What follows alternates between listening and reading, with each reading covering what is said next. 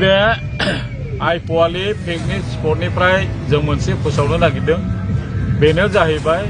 जेनेखि जोंनि गभर्नमेन्टनि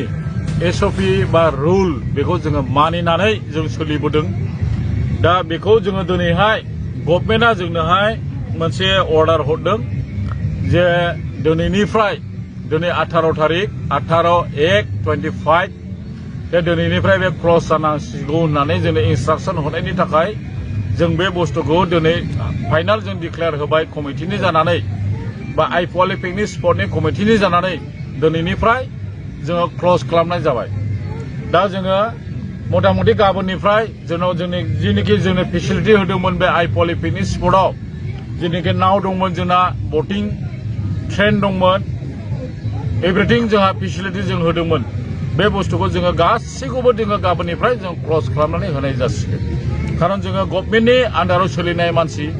जों गभर्नमेन्टनि निर्देश मथे जों सोलिनांगोन दा बेनिखायनो गभर्नमेन्टखौ जोङो अनार होनानै जोङो जिनिखि जोंनि आइफवालि पिकनिक स्पटनि जिनिखि जों दिनैसिम जिनिखि सोलिबोनाय 11 तारिख डिसेम्बरनिफ्राय दिनैसिम जिनिखि सोलिबाय जाय सुबुंफ्रा फैनानै दिनैसिम जिनिखि पिकनिक जाफैबाय लावखार ओंखाम जाफैबाय बे बिथांमोनखौ जोङो साबायखर बावबाय आरो नेक्स्ट इयाराव जिनिखि 26 इयाराव जाहाथे जोङो फैफिननानै दा दिनैसिमाव जेरैबायदि जोंखौ सहाय होफैदों बेबायदि होफैफिनगोन होननानै जोङो साफ्रोमबोनिसिम जोङो खावलायहरनाय थाबाय आरो साबायखर बावहरनाय थाबाय आरो जोङो बेखिनिखौ जोङो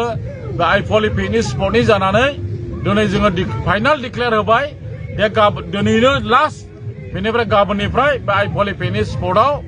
जोंनि जिनिखि कमिटिनिफ्राय जिनिखि सामलायनाय जोंहा हाबाफारि दंमोन बेखौ जोङो एंगारनानै होनाय जासिगोन मथा मथि खुनु दखान बेयाव थानाय नंला दिनैनो बे बुस्थुआ जोबसिगोन गाबोन दिनै जा हराव थांसिगोन दखानफ्रा नङाब्ला गाबोनसिमाव बियो कमप्लिटलि एक्सपर्ट जेबो बुस्थु थानाय नंला आरोखि दा अबेबा बाइक माबा मोनसे जानाय दुर्घटना जानाय बा माबा मोनसे बेयाव बुलाय सोलाय जानाय किन्तु बेयावहाय जोंनि थाखाय जोंनि कमिटिनि खुनु दायित्व गैला जों दिनैनो लास्ट डिक्लेयार होबाय गाबोननिफ्राय जों कमिटिनि मानसि बेयाव सासेबो थानाय नंला सोरबा माबा मोनसे पिकनिक जाफैनानै बा लावखार ओंखाम जाफैनानै माबा मोनसे घटना जायोब्ला बे गावबागाव रेसपन्सिबिलिटि बे गावसोरनाव थासिगोन आरो गावसोरनाव थाबाय आरो दायित्वआ दा गोबांथार पिकनिक जाफैदोंमोन आरोना दिनैबो नै ओमफ्राय बेजों लोगोसे नैबेफोरो गासैबो हटेल एबा दखानफोरमोन सारिगिदिं जेरैबो दखानमोन नै नायनानै लादो दा बिसोरो दिनैनिफ्रायनो बन्द जासिगोन आरो दा थानाय नंला आरो बिसोरो गासैबो कमिटिनिनो डिटेल्स गासैखौबो खोन्थाखाबाय दा बेबायदि आरो दा नैबेफोरो खमला दखान मा दखानमोन दा नै गोबांथार दखानफोर दंफैयोमोन आरो दा माने बेफोरो बन्द जाजोबसिगोन आरो नै बेफोरो थानाय नंला आरो गभर्नमेन्टनि निर्देश बायदि मानिनानै सोलिनो गोनां जायो दा बे हिसाबैनो बेखौहाय गासैखौबो बन्द खालामनो गोनां जासिगोन आरो नै बेफोरो बैयो इक्सप'मोन माने बेबो थानाय नंला आरो बन्द जासिगोन दा बेफोर गासैबो दखानफ्राबो थानाय नंला आरो नै बेफोरबो थानाय नंला गाबोननिफ्राय माने टटेलि बन्द जासिगोन आरो दा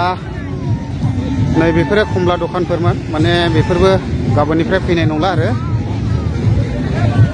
ओमफ्राय बेयावहाय दङ जाहैबाय 18 तारिख 19 तारिख बेयावहाय राइडार्सफोरनि प्रग्राम दङ दा बिसिनिखौहायथ' आं मिथिया जाहैबाय दा अनलि कमिटिया मा मेसेज होदों आं बेखौल' मिथिगौ दा बेबायदि आरोखि दङ नै बड'लेण्ड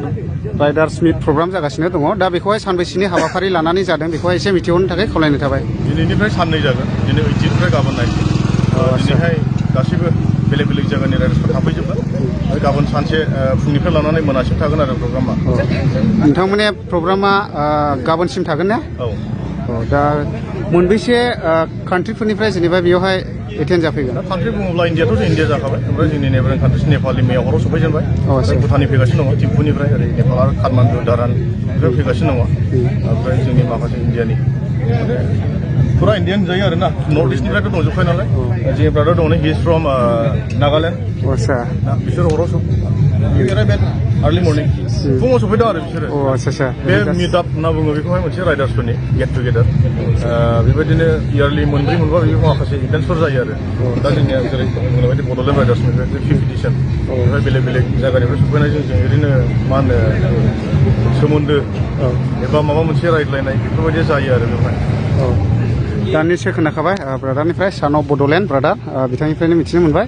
दा बेबायदि आरो आं नोंथांमोननो भिडिअनि गेजेरजोंहाय एसे एक्सप्लर खालामनानै देखायदेरबाय ना मा बुङो ब्रादार ने किबा खबर I feel to say thanks to our brothers of this Golden Langus Motorcycle Club who have organized this BRM. This is the 5th edition, and this is one of the best experience that riders who ever coming with a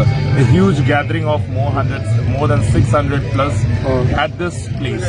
So I feel privileged to say a big thanks to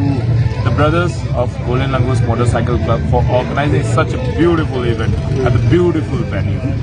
And everything, it's all a teamwork. And so far we can see everything is going very smoothly. We are the first day of the registrations, and many more to go. Tomorrow we have sports, we have felicitations programs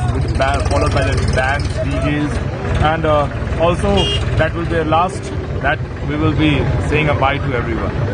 बेहाय नै बिनानावमोना सफैबावबाय बर'नि traditional dress दख'ना आर'नाइ गाननानै बिथांमोना dance performance खालामगोन मोसागोन ने नानि नोंसोरो बबेनिफ्राय सान्तिपुर आच्छा दा बेबायदि अ दा बेबायदि आरो फुरा रेडि जानानै फैबाय ओरैहाय दङ मेहेर ब्रादार लोगोसे सान अफ बड'लेण्ड ब्रादार ओमफ्राय नोंथांमोननि बे प्रग्रामाथ' साननै जागोन होनदों ने ओमफ्राय बेयावथ' पाब्लिकफोर खुनु हाबनो मोना गैया माने public close event only four riders आरो बेयो गोबां सोंदों माने टिकेट सिस्टेम दं नामा माबा एन्ट्रि फिस दं नामा होननानै खिन्थु बेबायदि नङा दा